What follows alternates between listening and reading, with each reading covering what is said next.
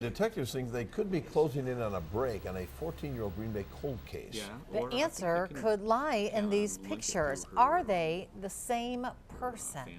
Beulah Ware disappeared from her Green Bay home in March of 2004. And just days before she vanished, Beulah planned to visit her daughter in Illinois, but she never showed up. Police say Beulah was afraid and trying to leave town before her husband got out of jail. He reported her missing a few days after he was released. He's now dead, and Beulah's disappearance is still a mystery until a new chapter opened several months ago. Target to investigate Sarah Thompson discovered the key to solving her missing persons case could lie in what were now missing remains. Sarah. When we sat down with a Green Bay detective working Beulah Ware's case, we couldn't help but do the same thing you're probably doing, staring at her picture and the images created using facial recognition from a skull discovered in an abandoned home in Michigan. Could it really be Beulah? Her family thinks so. That there was a very good comparison, that it really did resemble my mother a lot. That was Noelle Harris's first reaction when she saw these images of Jane Doe. Noelle hasn't seen or heard from her mom since 2004, when Beulah called her, saying she was coming to Southern Illinois to visit, needing to leave Green Bay before her husband Tyrone was released from jail on domestic abuse charges. Yeah, what I'm doing, I ain't no criminal. She tells us her mom was a frequent victim of domestic violence and was afraid of Tyrone. Oh, come on. Noelle waited. Her mom never showed up. Tyrone got out and reported my mother missing 2 days later. Police labeled her disappearance suspicious and considered Tyrone Ware a primary person of interest. In 2007, Tyrone was hit by a drunk driver in Green Bay, impaled in a windshield and killed. Leads in Beulah's case went cold. 12,000 plus open unidentified. That changed this year when Green Bay Police Detective Dave Groff was searching several of his cold cases on NamUs, a national database for missing people, unclaimed or unidentified remains. I was looking at the Midwest. Jane Doe popped on his computer screen. The similarities struck him. The mouth, the nose, the eyes. Not to mention the age, height, and poor or missing teeth also fit Beulah's description.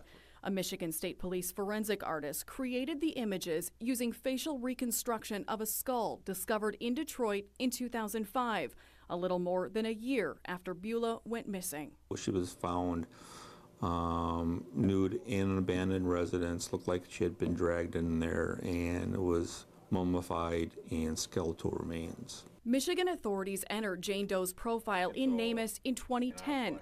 But not until this year, on a new search, did Detective Groff see it. He called Michigan State Police, who created that reconstruction, looking for DNA, only to be told it was never taken.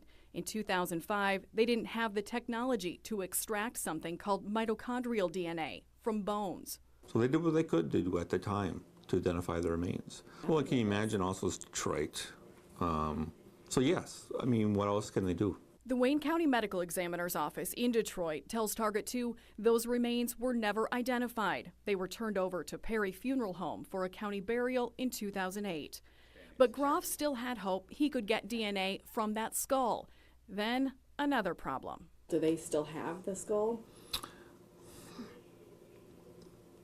It might be lost, quite honestly. I've had some contact and they said they looked around and they can't find it.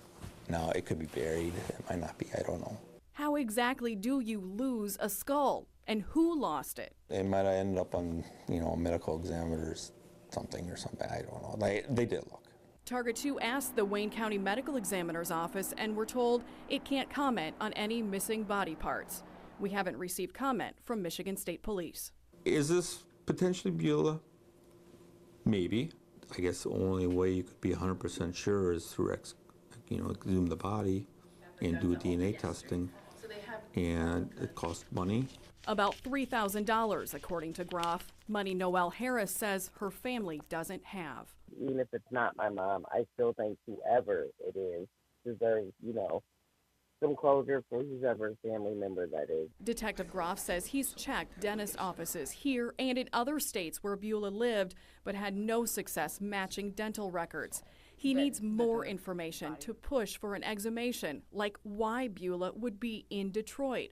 Her family says she was transient, Still, Groff can't find Beulah's link to the Motor City. I still have hope that my mother's alive, but there's a very big part of me that knows that she's not, and it's just a matter of bringing her home. 6 years after those remains were buried, Michigan's law changed, mandating the medical examiner's office now take mitochondrial DNA tests from any remains recovered. As of tonight, the NamUs database lists 193 unidentified remains in Detroit alone. If you have information about Beulah Ware or why she would have been in Detroit, you can call Green Bay Police or Crime Stoppers.